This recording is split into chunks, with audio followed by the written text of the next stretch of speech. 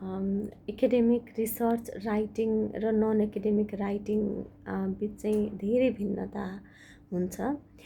Academic writing चाहिँ यस्तो खालको फर्मल रिटन कम्युनिकेसन हो जुन चाहिँ मेजरली चाहिँ एजुकेसन र स्कलरली पर्पसमा चाहिँ लेखिन्छ, त्यस्तो सेटिङमा चाहिँ लेखिन्छ। एकाडेमिक राइटिङ लेख्दाखेरि चाहिँ एउटा certain format, certain structure follow गर्न चाहिँ एकदमै आवश्यक छ।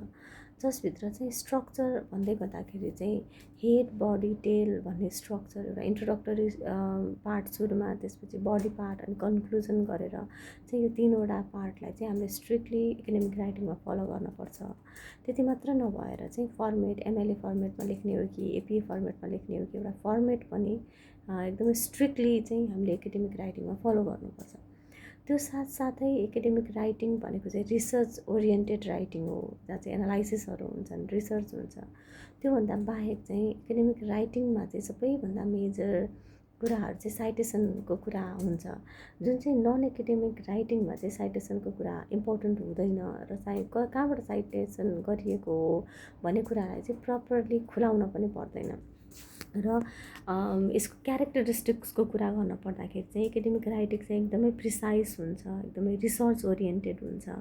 त्यो साथसाथै एकाडेमिक राइटिङको एउटा मेजर क्यारेक्टरिस्टिक्स भनेको चाहिँ साइटेसन हो, जहाँनिर चाहिँ तिमीले कुनै पनि एउटा रिसर्च अथवा राइटिङ लेख्दैछौ, रिसर्च मा चाहिँ एउटा पेपर लेख्दैछौ भने चाहिँ तिमीले त्यहाँनिर इन्क्लुड गरेका तिम्रो डाटा, तिम्रो इन्फर्मेसन्सहरू तिमीले कहाँबाट ग्यादर गरेको हो, त्यो कतिको रिलायबल सोर्स हो, कुनै राइटरले लेखेको हो भने कुन बुकमा लेख्नुभयो अथवा कुनै जर्नलमा पब्लिस भएको थियो भने कहिले पब्लिस भएको थियो भन्ने कुराहरू चाहिँ एकदम विस्तृत रूपमा चाहिँ डिस्क्रिप्टिभ रूपमा खुलाउनु पर्ने हुन्छ एकाडेमिक राइटिङमा भने।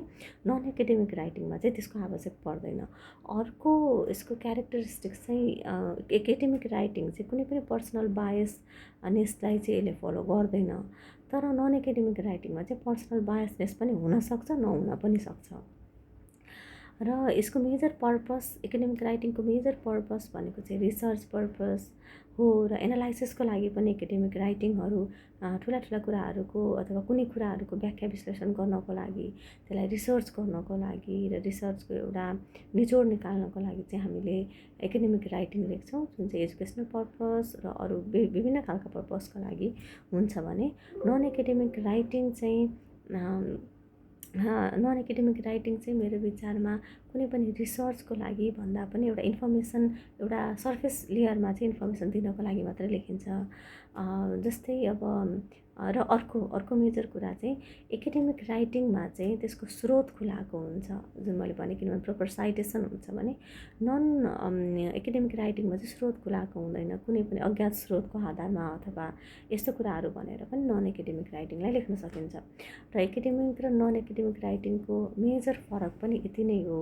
मेजर फरकभित्र के पर्छ भन्दाखेरि रिसर्च ओरिएन्टेड हो नन एकाडेमिक र रिसर्च ओरिएन्टेड नहुन पनि सक्छ नन एकाडेमिक, र एउटा फर्मल स्ट्रक्चर र फर्मेट चाहिँ एकाडेमिक राइटिङले फलो गरेको हुन्छ भने नन एकाडेमिक राइटिङको चाहिँ यही फर्मेट हुनुपर्छ अथवा यही स्ट्रक्चर हुनुपर्छ भन्ने छैन, उसले आफ्नो तरिकाले जे लेखे पनि भयो।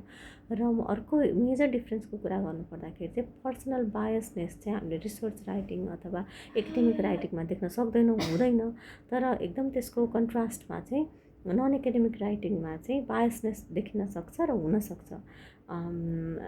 र एउटा अर्को मेजर डिफ्रेन्स भनेको चाहिँ एकाडेमिक राइटिङ र नन एकाडेमिक राइटिङको पर्पस हो। पर्पसमा चाहिँ एकाडेमिक राइटिङको मेजर पर्पस भनेको चाहिँ रिसर्च अथवा एनालाइसिस भन्ने हुन्छ भने नन एकाडेमिक राइटिङको चाहिँ इन्टरटेनमेन्ट पर्पस पनि हुनसक्यो, अरू धेरै यसको पर्पसहरू हुनसक्छन्। जुन चाहिँ एकाडेमिक राइटिङ चाहिँ एकदमै सत्यमा आधारित हुन्छ अथवा व्याख्या र विश्लेषणमा आधारित हुन्छ भने नन एकाडेमिक राइटिङले चाहिँ सत्य कुरालाई नै फलो गरेको छ भनेर सधैँभरि भन्न नसकिने अवस्था पनि हुनसक्छ। र एकाडेमिक राइटिङ र नन एकाडेमिक राइटिङको इक्जाम्पलको कुरा गर्नुपर्दाखेरि चाहिँ नन एकाडेमिक राइटिङभित्र न्युज पेपरहरू अथवा पर्सनल एसेहरू, स्टोरिजहरू पढ्यो भने एकाडेमिक राइटिङभित्र चाहिँ हामीले रिसर्च पेपरहरू, डेजर्टेसनहरू चाहिँ हामीले राख्न सक्छौँ, जुन चाहिँ इन्टायरली चाहिँ एउटा रिसर्चमा बेस हुन्छ, एउटा एनालाइसिसमा बेस हुन्छ, लजिकमा बेस हुन्छ।